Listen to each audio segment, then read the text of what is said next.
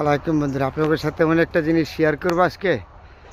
যেমন জাতীয় ফলের ভিতরে যেমন কাঁঠাল, জাতীয় মাছের ভিতরে হইলো ইলিশ, তাহলে জাতীয় মানুষের ভিতরে হলো মুসলিম।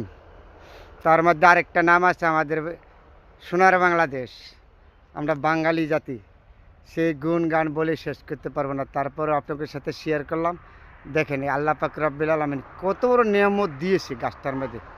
কাঁঠাল, কত কাঁঠাল দিয়েছে আল্লাহ পাক, কী না করতে পারে। দেখেন এই যে আগার মধ্যে গোড়ার থেকে ধরা আগা পর্যন্ত কাঁঠাল।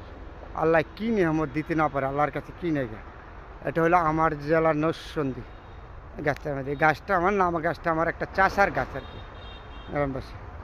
দেখেন আল্লাহ পাক কী নিয়ামত দিয়েছে, গোড়ার থেকে আগা পর্যন্ত আল্লাহর কাছে কী নয় গো। গাছটার মধ্যে কাঁঠাল দেখেন আল্লাহ, আপনাদের সাথে শেয়ার করলাম, দেখাইলাম। দেখেন আল্লাহর কাছে কী নিয়ামত নাই গা।